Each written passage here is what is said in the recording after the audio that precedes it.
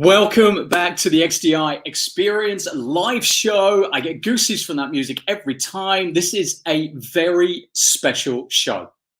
The very reason I got involved in 3D Experience some time back is the exact same reason I love who we are talking to today. It's about a game-changing approach to innovation. Today, we're talking about a collective passion to get the world innovating. In a few moments, I am going to introduce you to a new, highly successful innovation approach via incentivized crowdsource engineering.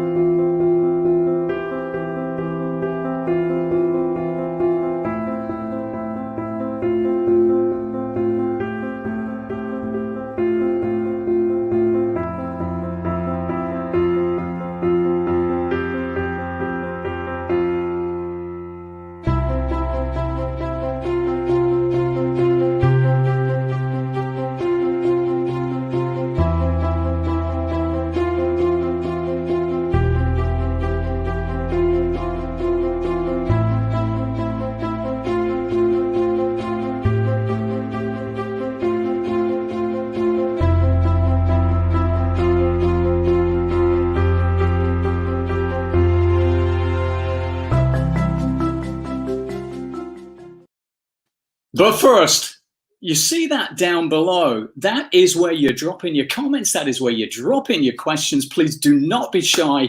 You are going to hear something new today, and it's something you need to think through in your mind and ask my guests questions as to how it all works. So let us jump right in. If you are an engineer anywhere in the world, or you have an idea or a concept that needs developing, then this is for you. We are talking glitch. Ready, set, go.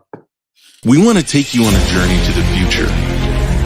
A world where the smartest, most creative minds from all around the globe come together to tackle the biggest challenges on Earth, to imagine the impossible and change the world. That future is now. Born in response to a challenge to reimagine transportation, Hyperloop is a global network, including some of the brightest minds on the planet. And through the power of crowdsourced engineering, we have created levitating pods capable of incredible speeds. It's an amazing leap forward, made possible by a bold, new, globally connected way of working, by a shared desire to create a better future for mankind, and the imagination to believe that anything is possible. And we mean anything.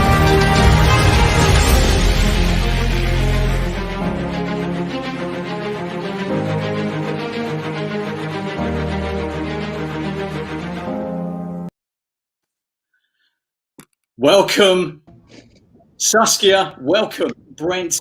Welcome, Sufyan. Saskia, deeply embedded in project managing various innovations and founder of Glitch. How is life in Eindhoven? How is life in the Netherlands? Life is good. It's summertime. We're having a nice summer day, and I'm just so excited to be here and talk some Glitch. So thank you for having me, Andrew. Pardon me? Thank you for having me, Andrew. It's a pleasure. It's a pleasure. How are the tallest people in the world, and how is arguably, according to you, the most innovative people in the square kilometer of Eindhoven right now? Yeah, the smartest square kilometer in the world. Well, we're good. We're good. So yeah. Good. Brent, fellow Glitch founder, how's Toronto? Wonderful. Thanks again for having me. We probably don't have as nice weather. Yeah, welcome back. As Saskia is enjoying, but yeah, thanks again for having us.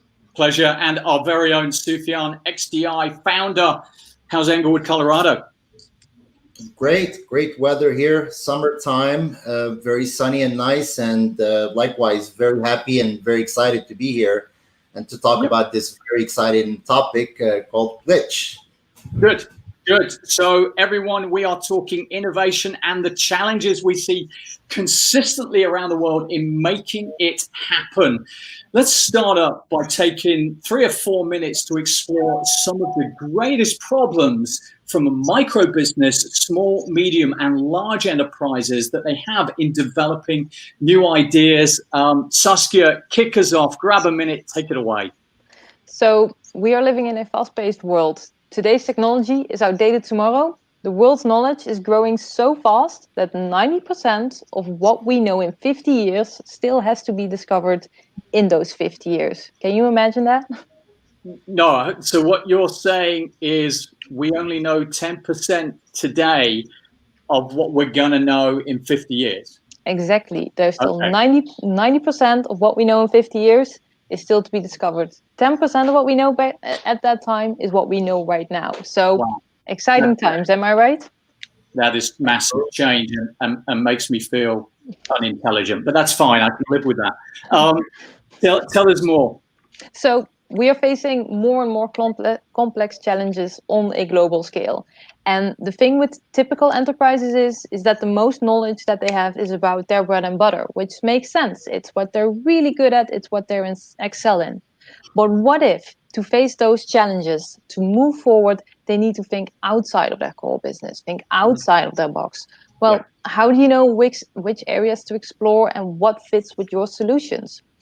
In my opinion, finding the right people outside of the core competencies is what will make or break a company in the future. Got it. So think different, act different, be different. Brent, what's your take?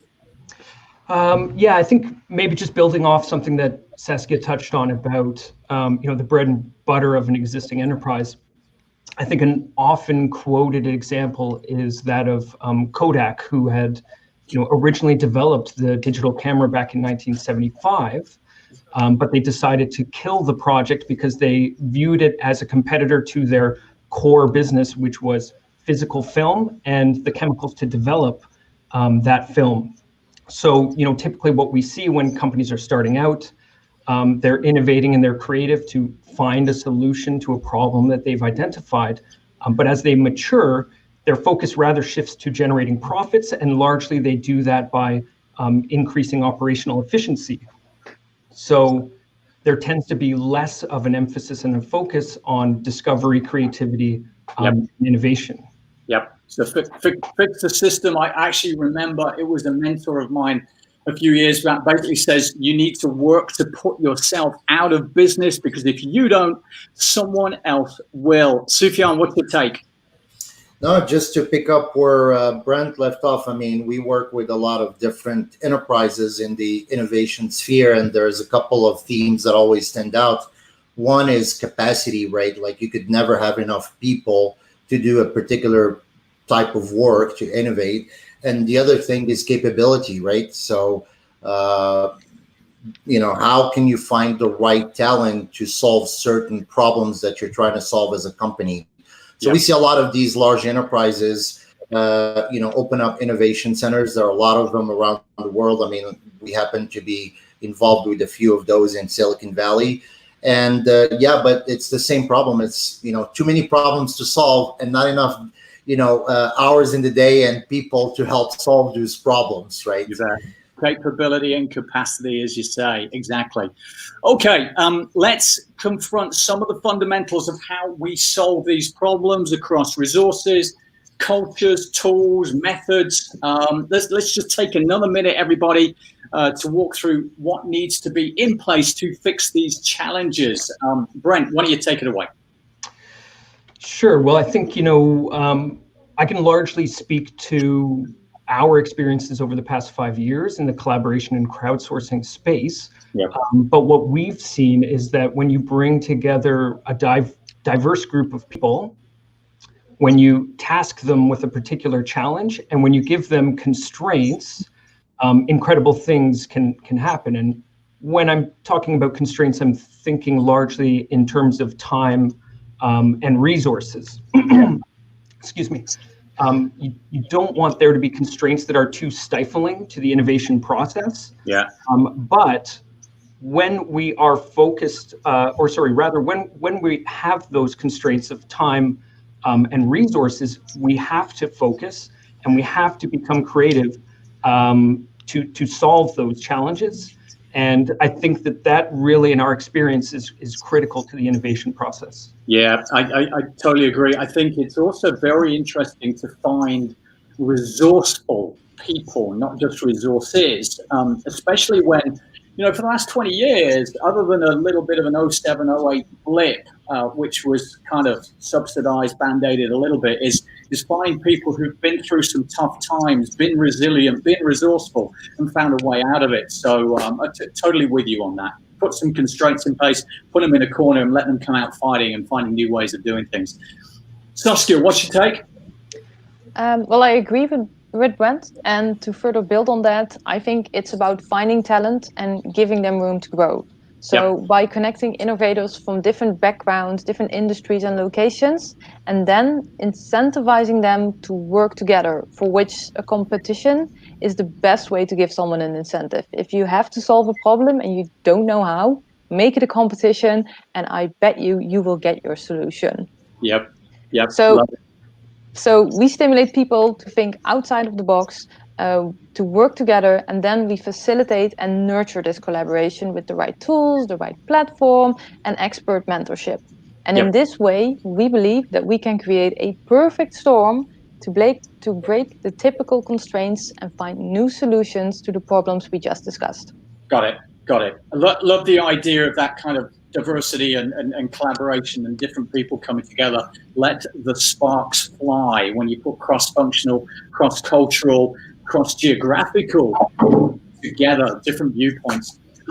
Picking up on that kind of different approach, Sufjan, what about you? I know you're going to come at this from a slightly different perspective, just given XDI's background.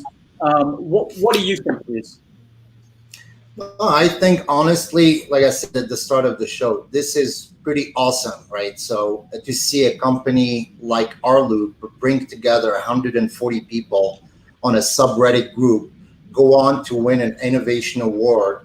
This is organic, team building, organic ways of doing things. And on the other side, you see the competition that SpaceX held that actually helped accelerate the development of Hyperloops. And now we see a lot of different approaches to Hyperloop.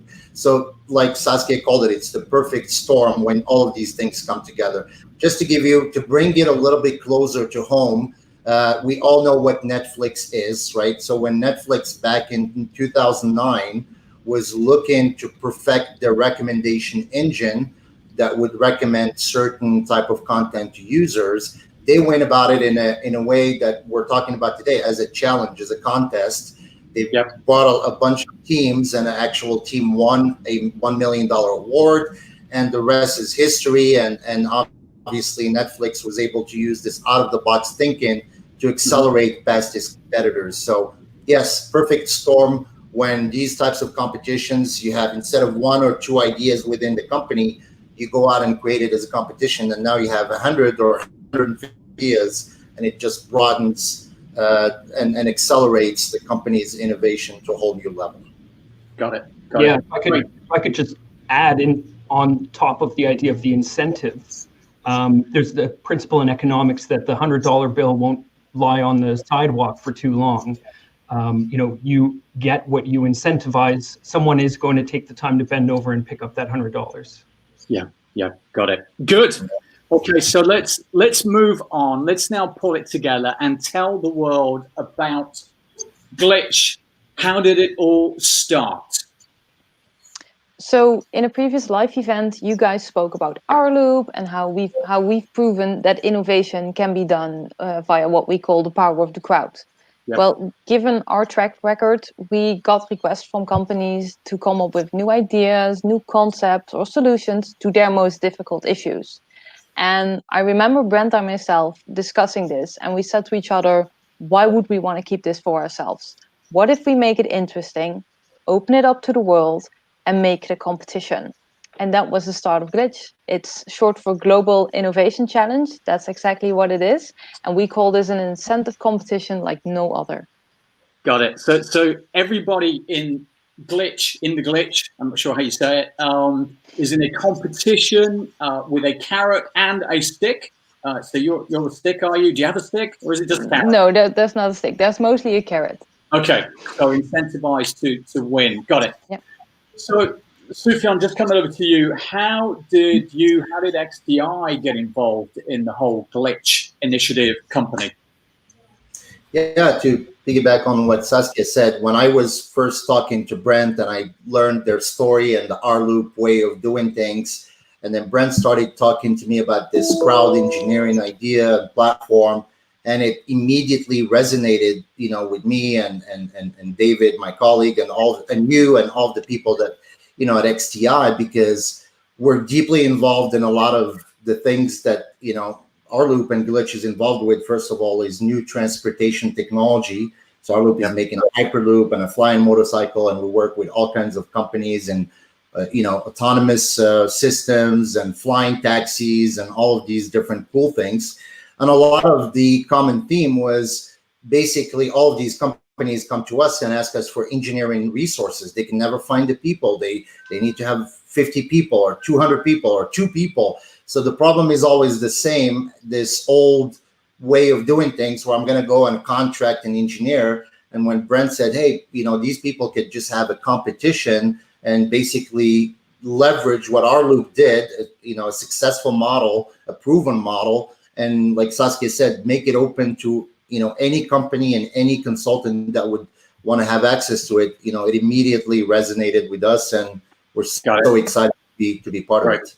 Great. So what does it actually do? How does it do it? How does it work? If I was a mega focused billionaire and wanted to connect 2 cities with a pressurized tube, how would I actually work with Glitch? So every glitch is designed together with a partner and is customized to fit their needs. So indeed, imagining you're looking for a solution to create a new way of traveling using a Hyperloop system.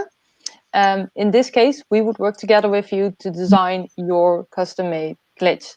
So think about topic, duration, the maturity of your solution. Do you want an idea? Do you want a proof of concept? Do you want a full product? And of course, the price value. Got it. So the incentive isn't always money? The incentive doesn't have to be money. In fact, we encourage everyone to think also there outside of the box and think about a price that money cannot buy. Okay. Understand? Yep.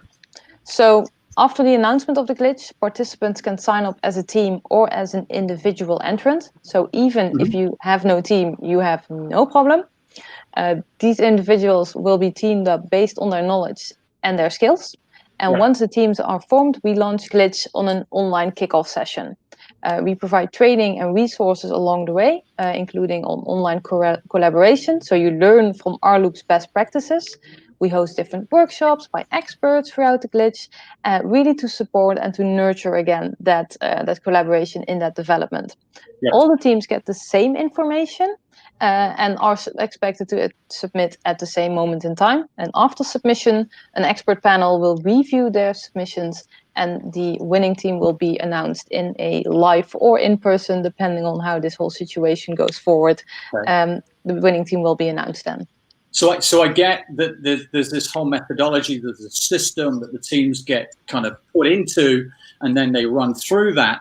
How do you go about the fundamental of installation of a startup culture into the actual team?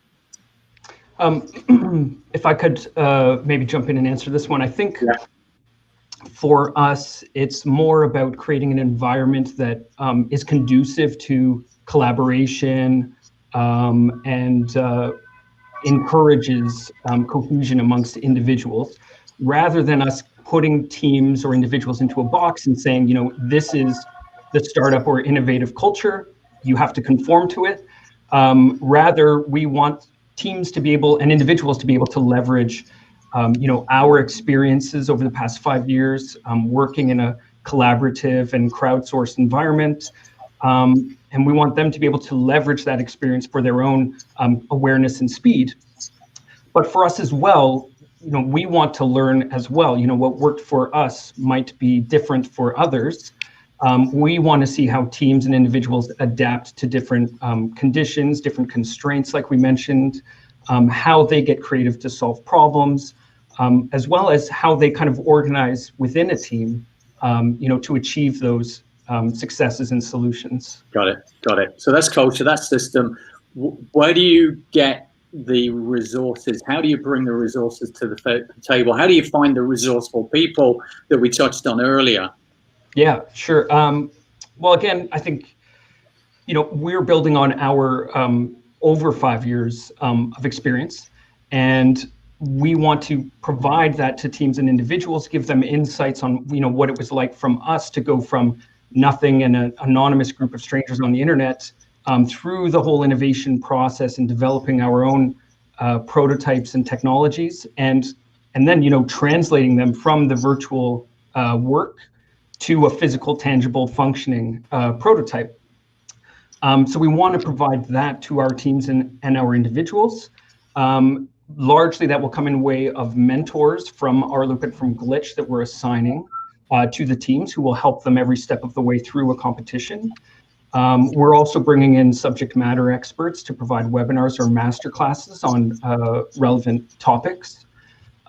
We also want to host workshops like Saskia had previously touched on. Yep. We have a few other means and ideas about how we want to deliver some of these resources, but I don't want to give too much away right now. Okay. So another reason to check out the website and stay informed on progress and updates. Right. And of course, the tools and the environment that we want to provide teams to create that productive and cohesive environment is going to be provided through the XDI platform, and maybe Sufyan might want to touch on it a little more. Tell us, how does the platform fit into this? Met a very wise man named Bernard Charles, very visionary CEO of the So Systems, and he always had this thing that he would say is using the platform as a business model, not just as a technology, but also to empower certain new business models. So we're very excited to use the 3D Experience platform to empower and power this new business model of crowd-sourced engineering.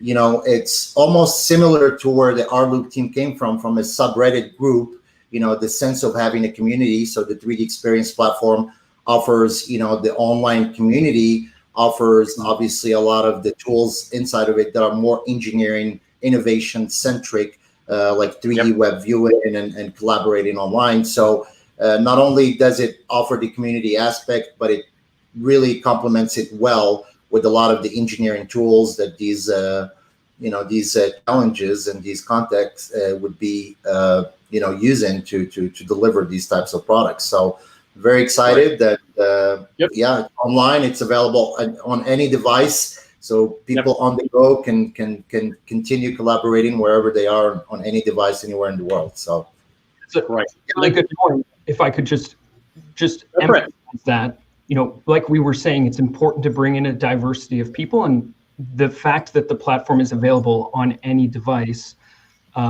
is part of that. The plan to be able to bring in a diversity of viewpoints, opinions, educations, backgrounds. And focus the energy and the attention towards solving these kind of grand challenges. Yeah, wonderful. Let me summarize. So basically, we're looking for an idea that means something in the world. We want to agree the outcome with that ideator, agree the incentive, because it is a competition at the end of the day. Ideally, that money cannot buy. So I don't know if that's a ride on the BFR or something. I don't know. Was that Elon on the phone to you just a minute ago? Apologies. Yeah, imagine being the team saying that, Netflix, the recommendation engine that millions of people are using around the world. We are the team that made that happen. That money can't buy, right? Those bragging rights. Money. Well, to add to that, and that's maybe not per se the incentive, but that's at least something that I really learned over at Hyperloop. It's you create a lifelong friendship. I have worked together on the Hyperloop platform for over 2 years before I met the first member in person, and it was almost magical. You know each other, but you've never met, and still there is this connection, and that is also a prize on its own. Yep, agreed. You can't beat it. Good. So basically, let's get those ideas together. Let's pull together an international diverse set of people and teams, put a few constraints around them, put them into a bit of a corner so they've got to come out innovating. slot them on top of the 3D Experience platform, flick the switch, mentor, coach, push, and let amazing results begin. So if you're a customer with an idea, or if you're a designer, engineer, hungry for a new challenge, how do I get involved in Glitch? So we're in the middle of preparing our very first Glitch, and although I can't tell too much about it yet, I can say that it's going to be a really good one. It's going to be really interesting. Does it fly? It moves? Some parts will move, Okay. which is intended. Some parts should not move as intended. Okay. But again, I can't divulge too much about it. But I'm really excited about it. I've already lost sleep about it. So you do not want to miss this. Wonderful.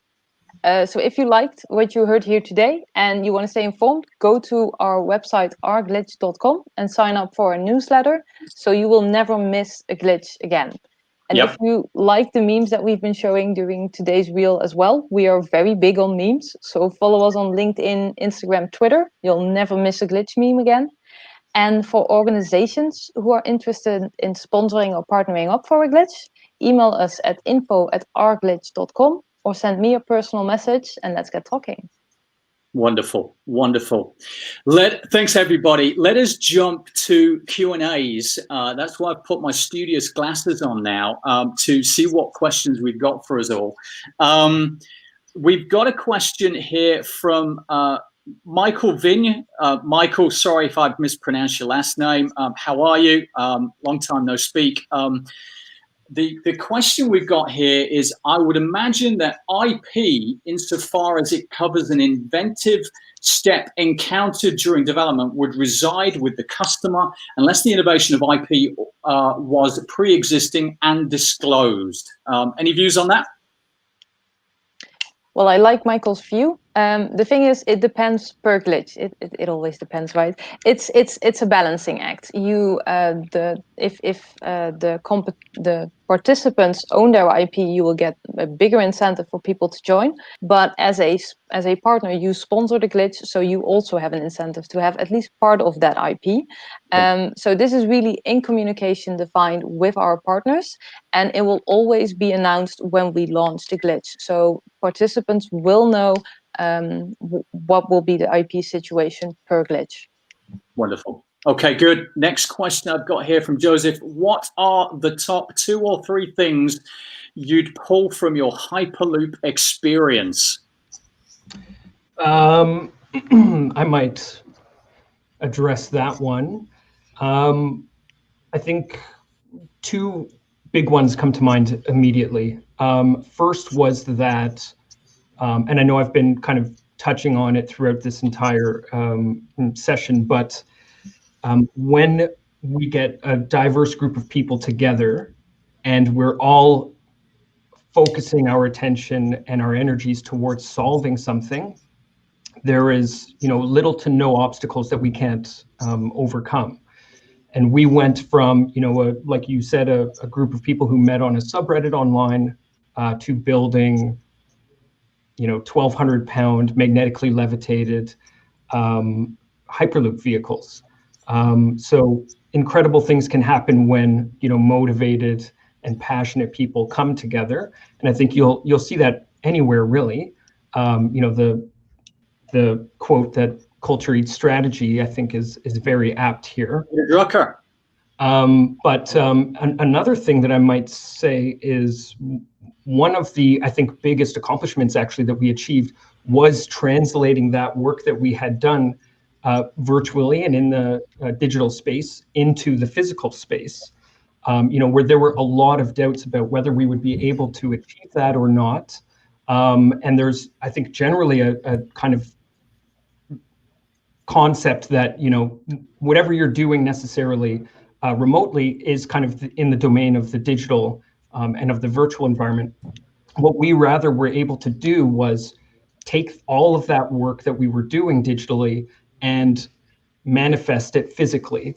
And I think that actually we found, certainly there were challenges there that we encountered, but at the same time, we found actually a lot of benefits to be able to do it in this way. So we had a very lean physical operation. We were able to physically manifest in close proximity to wherever we needed to be.